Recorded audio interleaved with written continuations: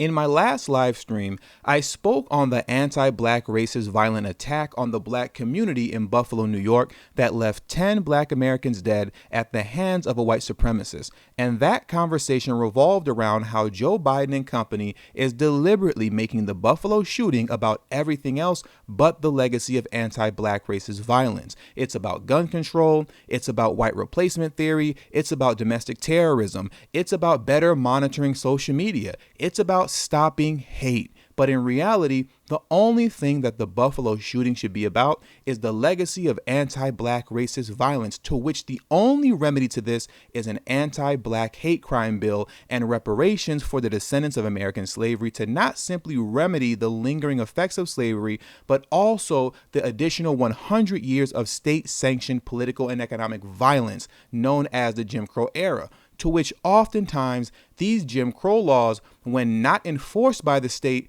were enforced by self-appointed guardians of the state, white supremacists. And their means of enforcing that law was through anti-black racist violence. This is how the Buffalo shooting should be discussed. But Joe Biden and his Democratic Party minions are doing their darndest to convince black Americans that this is not about them, but about all so-called people of color, minorities, and marginalized groups.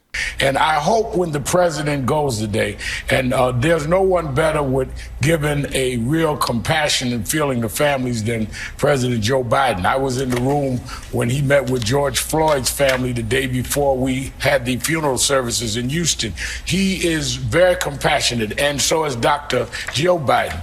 And I think he meeting with first responders and community leaders is good, and then dealing with gun issue is good.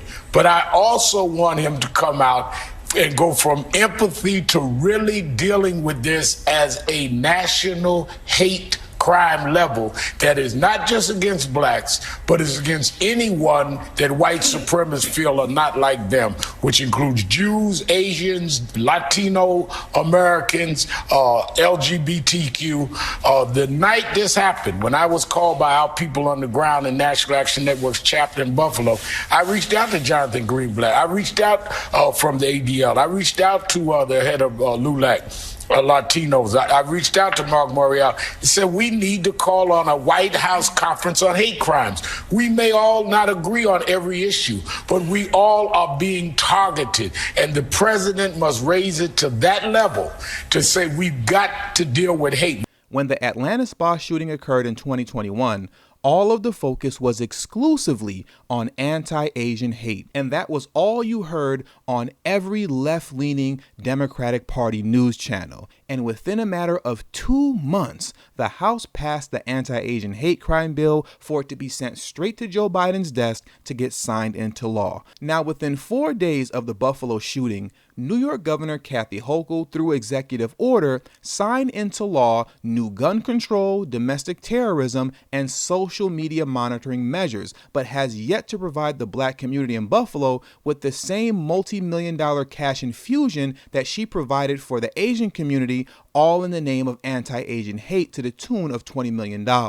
And for the record, if you read the article that's in front of your screen, not one time do they say the words black people, black Americans, or African Americans in reference to the dead. If you're paying attention, the media consistently refuses to call it what it is. Instead, the shooting is described as the racist-fueled rampage that left 10 innocent people in Buffalo dead last weekend. Now, within 5 days of the Buffalo shooting, Congress passed a domestic terrorism bill.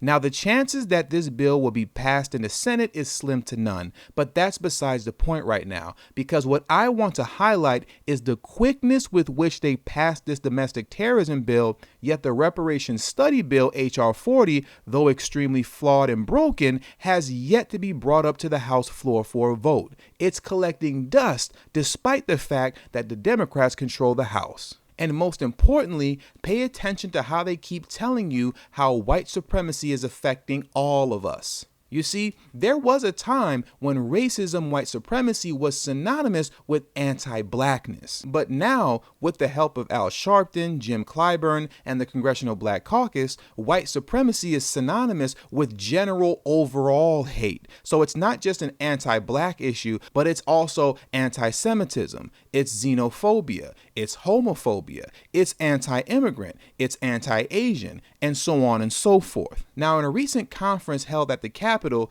Jim Clyburn and the Congressional Black Caucus were doing everything in their power to spin the Buffalo shooting into an all people of color lives matter talking point. Listen to how Jim Clyburn makes it a point to downplay the Buffalo shooting as if it's no different than any other mass shooting, as he compares it to the El Paso, Texas Walmart shooting, to which the majority of the victims were Hispanic, and the Atlanta spa shooting, to which the majority of the victims were Asians. So the Buffalo shooting is essentially about all people of color, and that's why we need new gun control measures and a domestic terrorism bill. I and many of my colleagues standing with me today know what it is to experience acts of racial hatred and witness events of domestic terrorism. We cannot continue to turn a blind eye to white supremacist vigilantes. It impacts all of us. While the gunman in Buffalo was aiming for people who looked like me, others who did not look like me fell victims to this evil act. The Domestic Terrorism Prevention Act we passed yesterday is long overdue.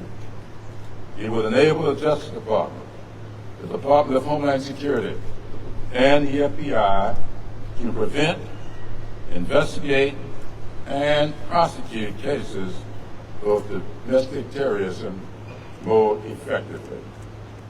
It is heartbreaking to stand here today, just days after 10 innocent lives were taken in Buffalo, New York, in a grocery store by a gunman espousing white supremacy, supremacist views, and hatred towards African Americans. This devastating massacre took me back to June 17, 2015, when another white supremacist gunned down 9 parishioners at Charleston's historic Emmanuel AME Church.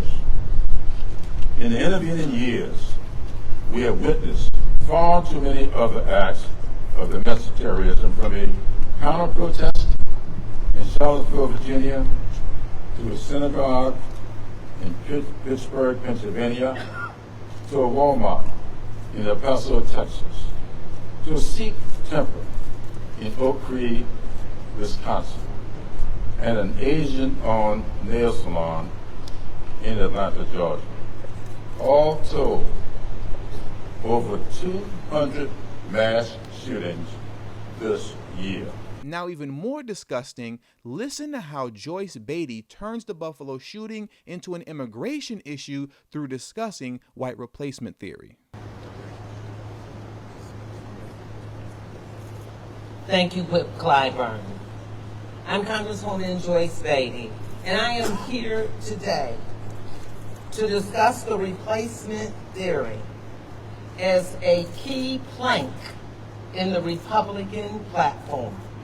I'm here to call out the Republican Party for making the racist replacement theory, yes, a plank in their Republican Party platform. As chair of the Congressional Black Caucus, I called for my fellow Tri-Caucus members and congressional leaders to stand in unity against this white supremacy conspiracy theory that perpetuates the racist, xenophobic, Islamic, and anti-Semitic lie that non-white immigrants are brought here to repopulate majority white countries and disempower white voters.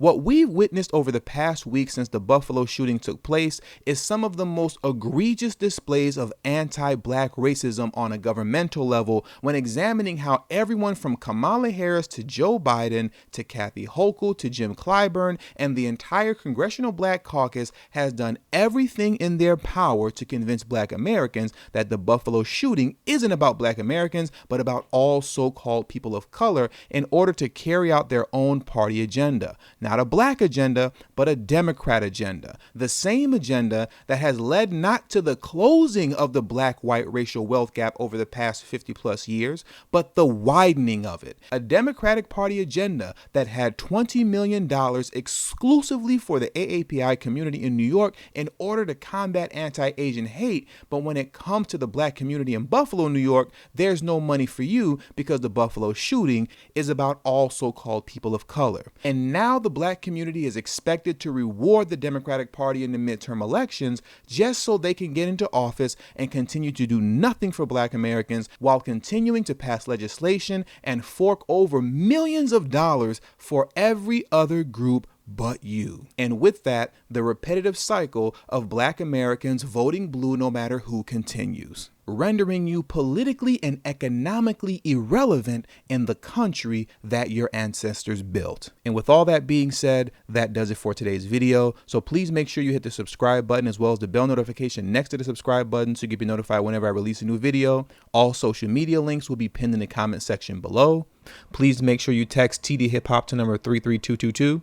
That's tdhiphop to number 33222. That way you'll get a direct text notification whenever I release a new video, but it also serves as a protection plan for myself in case YouTube ever gives this channel the axe. I'll be able to send you a direct link to where you can find me next. And last but not least, for those of you who have a love and appreciation for the work that I put in on this channel, the number one way you can show your support is through Patreon for only $3 a month. That will help put me in position to take TD Hip Hop Media off of YouTube. Remember, the goal is not to grow big on YouTube, but to grow independent of YouTube. And for those who have issues with joining Patreon, you could also hit the join button that's next to the subscribe button, and that way you can become an official channel member for as little as $3 a month as well. And lastly, if you have not already, please make sure you join the emailing list. There is no way that I can go independent of YouTube if I cannot take the audience with me. And the link to that will be pinned in the comment section as well. Thank you for your time, and until the next video, peace.